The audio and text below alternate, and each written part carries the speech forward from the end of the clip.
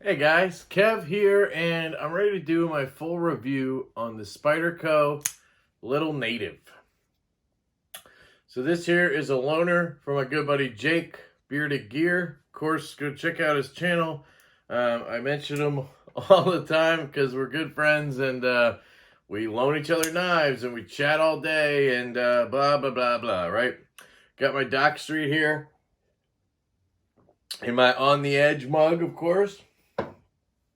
And I feel like I'm starting to get a little bit of a rhythm on these reviews and try to not do 25-minute reviews when I can and kind of stick to a path, right? Because I get off on tangents, right?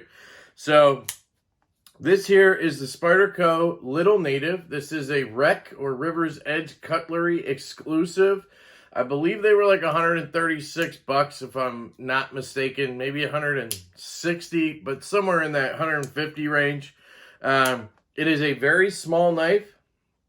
It has G10 handles and a 204P blade, CTS or Carpenter Steel 204P, which basically is the same as M390 and 20CB. So getting into it, aesthetically, this guy's okay looking. It kind of looks like some kind of a fish, a whale or something. I don't know. Usually Spydercos look like a bird, but this one kind of looks like a fish to me. Just has this kind of curve all the way through into this leaf-shaped blade, which I love Spyderco's leaf-shaped blades. Has this awesome finger choil here and another choil here.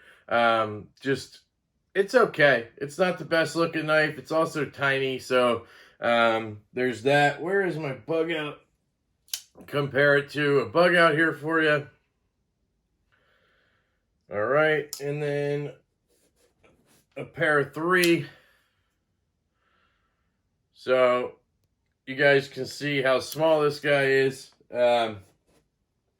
in size. This is rocking a compression lock, so yeah, aesthetically not my thing. This specific one with the River's Edge Cutlery Edition, I like the kind of coyote brown Cerakote or whatever that is. Excuse me.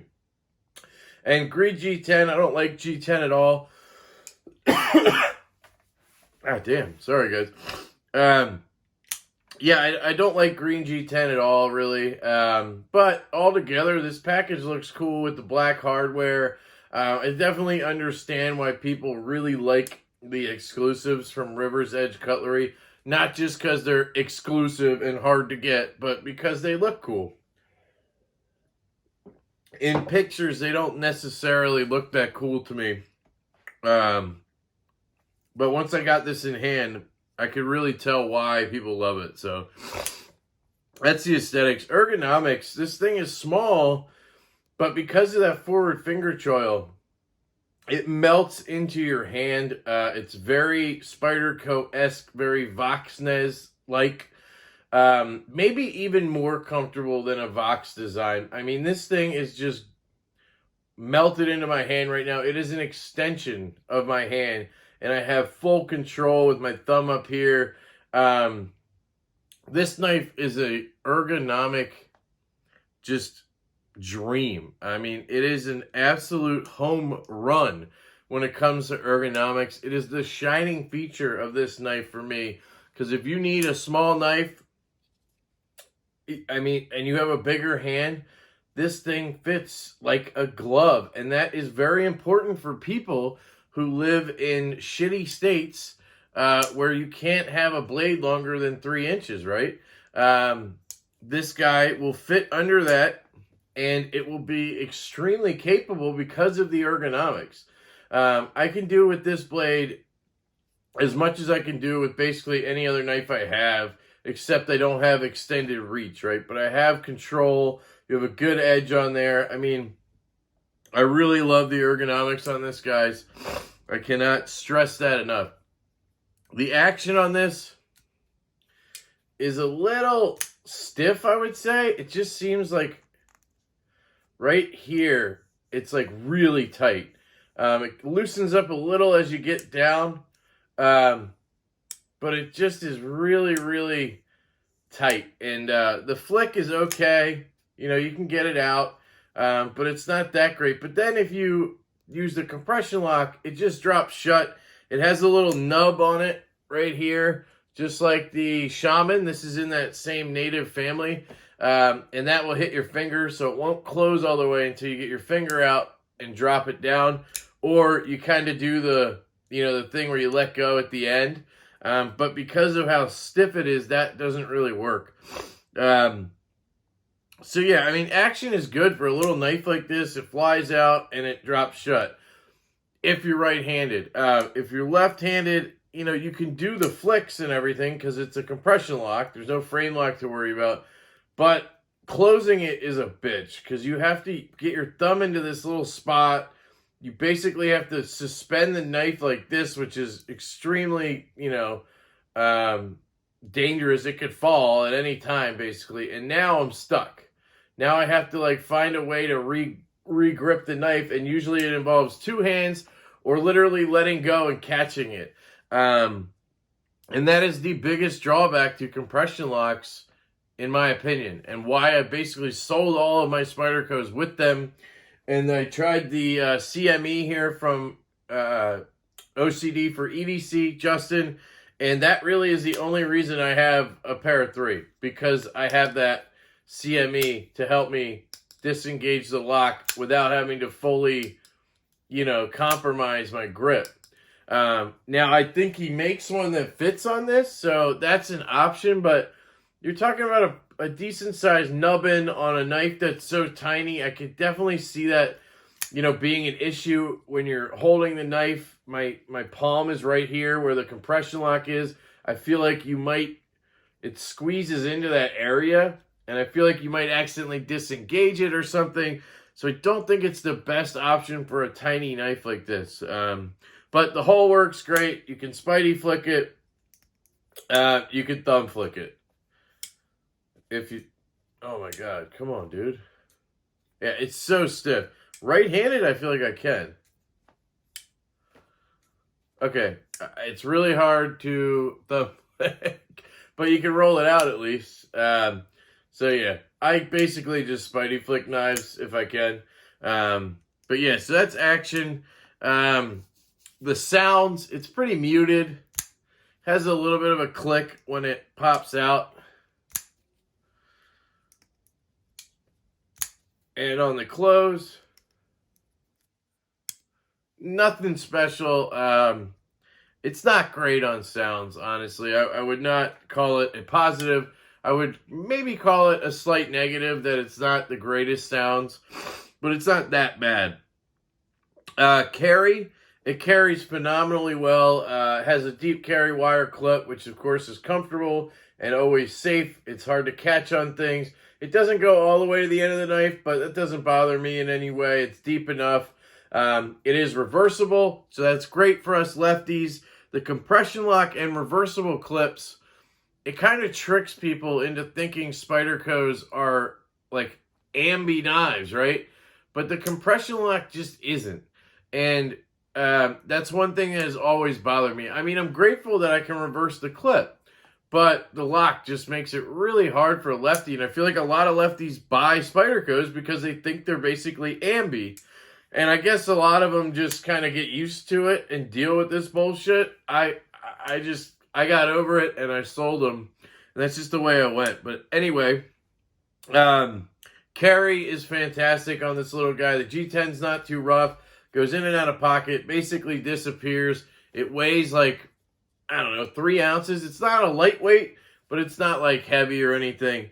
So carry is good. Cutting, I didn't do much with this because it's an exclusive. And I mean, I am pretty sure that Jake is going to keep and use this knife just like any other.